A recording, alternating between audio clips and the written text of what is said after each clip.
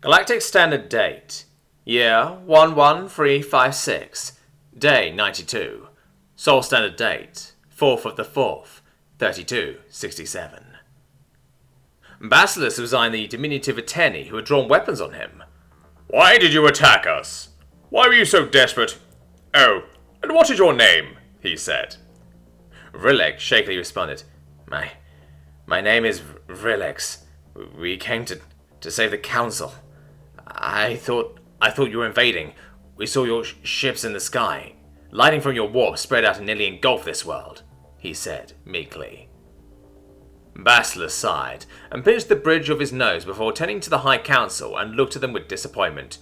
You set the coordinates for our drop exactly 3 AU for your planet, didn't you?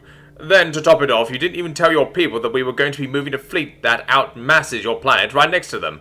I literally can't even. Rilek, what is the situation outside? Also, you can stop shitting yourself now.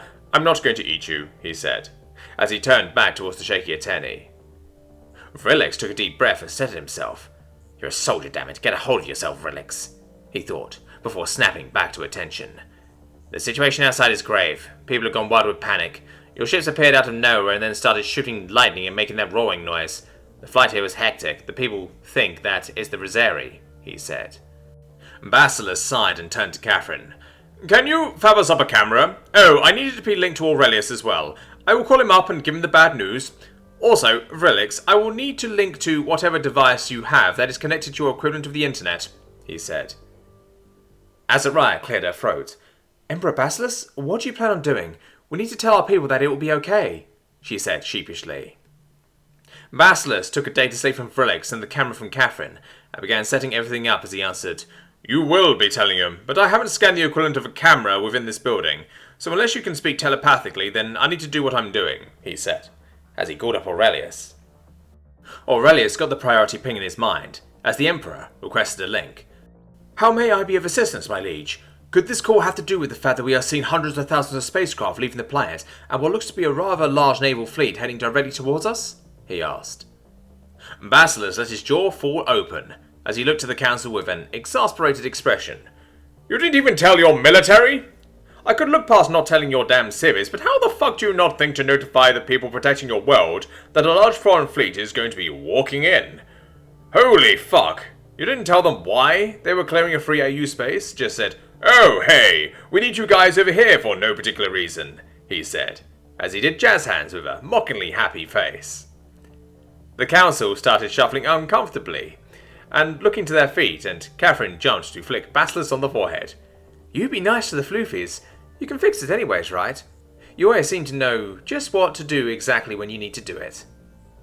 They were being told about their ancient gods and probably forgot. Then there was also the whole series of shocking events before that, so stop being mean to the floofies, she said. Basilisk just looked exhausted before continuing to set up the camera. Aurelius, you're not wrong. That is exactly why I contacted you. I need you to send some ships into low orbit and have them fab up some mega-scale hollow projectors. We have a message that needs sending, he said. Aurelius complied and sent out the orders. What of the navy that is locking us? How delicately should we handle this? I ran a scan on their ships and it would seem that they aren't going to be capable of damaging too much, but since we only fight Azarians, we haven't needed shields.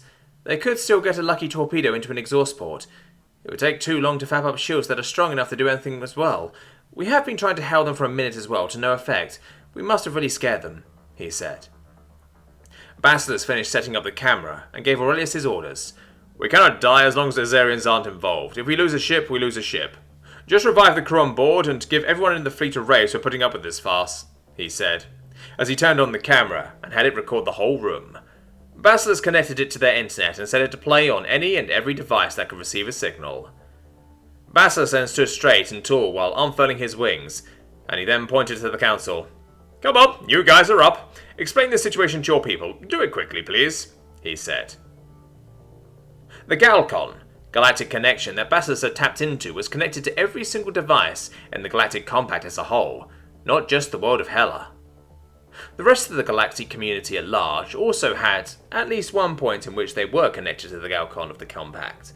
That meant that Basilisk had just started broadcasting to the whole galactic community in this section of the galaxy. Entire civilizations had stopped moving as the worlds of technological advancements began portraying a titanic beast made of rage and spite over everything that had any sort of audio or visual capabilities. His voice made the people tremble. His appearance was that of all things evil, and his mannerisms screamed lethality. The galaxy listened intently and watched closely to this recording. Tama stood and saluted the camera. "Brave people of the Compact, you may not recognize me, but I am Tama Kilovich. Currently, I am the High Council representative of the Armanas. I ventured forth into the galaxy to find these two new faces you see here. They are called Terrans, and they are a people to emulate. They have been protecting this galaxy from a maddened god who rages against them, yet this god pledged to burn our worlds. Thus, Emperor Basileus of the Terrans has come to offer us technology and military support. I personally have seen the benefit of their technologies. As you can see, my body has completely reversed in age. I ask that you treat these people with dignity and respect. They have much to offer us, and have done so with no stipulation." The rest of the council clapped and nodded, and Basileus sighed before straightening up and making himself more presentable. "My name is Basileus. I come to you now in peace and friendship. I wish it to have been under better circumstances, but this was a bit of an emergency. As Thomas stated, I am only here to protect you from the God of Time. Our entrance into your space was unfortunately unannounced, and as such we scared you. You have my sincerest apologies for the miscommunication. I will not hold anyone accountable for any accidental actions against my people, and I will personally reimburse those who have lost their livelihood in the panic which ensued upon the arrival of my fleet. If anyone has lost their lives due to my incompetence, then, with permission from next of kin, we will reverse the damage to your lost family members and bring them back into the mortal fold," he said. The Compact Navy had already unleashed a volley of missiles, torpedoes, plasmas, and slugs towards the Terran fleet before their displays began displaying the message. Grand Admiral Treklex's blood ran colder than ever before, as he realized that there was a being by the High Councillors that looked like he was made to look like the ships he'd just fired at. He ordered the fleet to stand down until either return fire came, or the video showed that the being was making a true declaration of war. It was strange that he had gotten a camera into the High Council chamber, however. That was supposed to be a private zone that refused recording devices of any kind.